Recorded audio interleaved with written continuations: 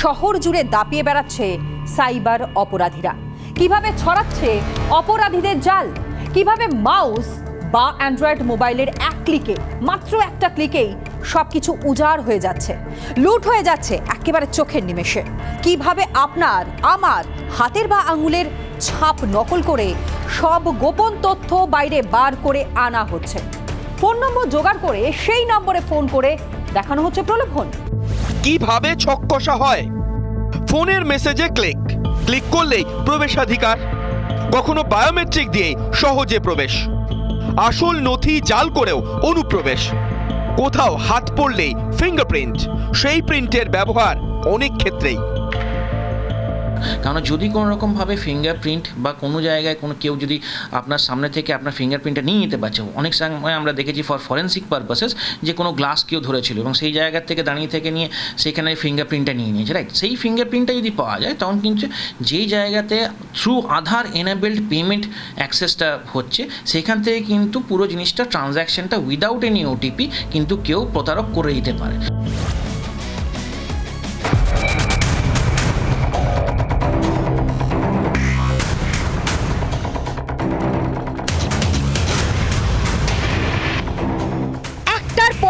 ঘটনা আর তার পরিপ্রেক্ষিতে ব্যবস্থা, কখনো সতর্কতা অবলম্বন, আবার কখনো কড়া প্রশাসনিক পদক্ষেপ।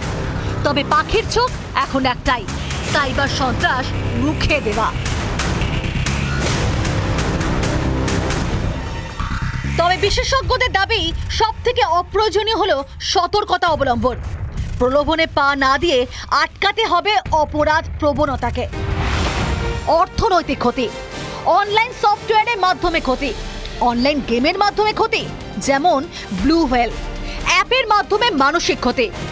মানে দেখি যে কোনো অফার দিচ্ছে, তো ওই অফারটা যখন আমি ক্লিক করব আমাদেরকে ভালো করে দেখতে হবে কিন্তু যে অফারটা যখন ক্লিক করলাম ওটা কোন ওয়েবসাইটে নিয়ে গেলাম, মানে ওয়েবসাইটের স্পেলিংটা কি। অবশ্যই মাথায় রাখতে হবে যে রিটার্ন পলিসি কি সেগুলোকে দেখা, কি আজকে যদি প্রোডাক্টটা না আসে তাহলে কে অ্যাকাউন্টেবল থাকবে। মানে আপনার একটা প্রতারণা হয়ে গেছে তখন নেক্সট স্টেপ কি, cybercrime.gov.in এখানে গিয়ে এফআইআরটা রেজিস্টার করতে পারবে। সাইবার অপরাধীদের ফাঁদে পা দিয়েই ফেলেছিলেন দক্ষিণ কলকাতার বাসিন্দা অর্ণব বসু। কিছুদিন আগে মোবাইলে একটি ফোন পান তিনি। একটি নামী কুরিয়ারের কর্মী পরিচয় দিয়ে তার কাছে ফোন আসে। একটা পার্সেল বুকিং হয়েছে, সেটা আপনার শহর থেকে নয় অন্য একটি শহর থেকে, অথচ আপনার নাম এবং মোবাইল নাম্বারটা সে সঠিক বলছে এবং সেখানে বলছে যে একটা 17 কেজির মতো একটা ব্যান্ড মেটেরিয়াল পাওয়া যাচ্ছে। সেটা কিন্তু যথেষ্ট বেদনাদায়ক এবং ট্রমেটিক, এবং এটা আমি হয়তো সঙ্গে সঙ্গে সম্বিতটা ফিরে পেয়ে জিনিসটাকে অনেক ঠান্ডা মাথায় হ্যান্ডেল করতে পেরেছি।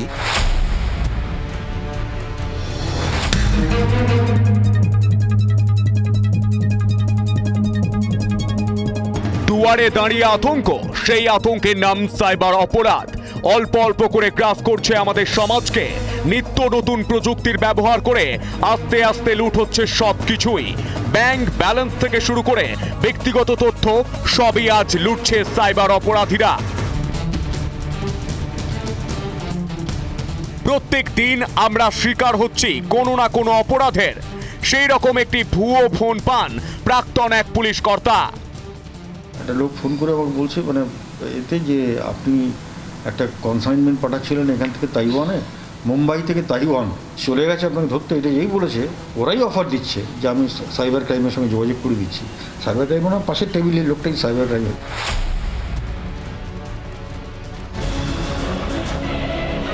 তবে এই ধরনের ফোন পেলে ভয় পেতে নিষেধ করছেন পল্লব বাবু। তিনি পরিষ্কার জানিয়েছেন বিভিন্ন সংস্থার নামে ভুয়ো ফোন করে প্রতারণার জাল বিছানো হচ্ছে। কখনো কাস্টমসের নামে ফোন, কখনো আবার সিবিআইয়ের নাম করে ফোন করছে প্রতারকরা। তবে সবটাই ভুয়ো, ঠকিয়ে বা ভয় দেখিয়ে টাকা রোজগারই আসল উদ্দেশ্য। সেই ফাঁদে পা দেবেন না। এখন সমাজে বেঁচে থাকতে গেলে কিন্তু এইগুলো সম্পর্কে মিনিমাম যেটুকু অ্যাওয়্যার থাকার দরকার, প্রত্যেকেই অ্যাওয়্যার হতে হবে। এটা না হলে সমূহ বিপদ। রোজ রোজ নতুন নতুন গ্যাংয়ের উৎপত্তি হচ্ছে। চিরাচরিত অপরাধমূলক কাজ ছেড়ে এখন কি তাহলে হোয়াইট কলার ক্রাইম সামনে এলো? এই পরিস্থিতিতে দাঁড়িয়ে আজ প্রাসঙ্গিক সেই প্রশ্নই। মানুষের পকেটে তার টাকা পয়সা থাকছে না, এখন তো সবই প্লাস্টিক মানি। মোবাইলটা, তো ন্যাচারালি ক্রাইমের ধরনও পাল্টে যাচ্ছে। ফিউচার ক্রাইম বলতে যেটা বুঝতাম আমরা, সেটা এখন প্রেজেন্ট ক্রাইম হয়ে গেছে।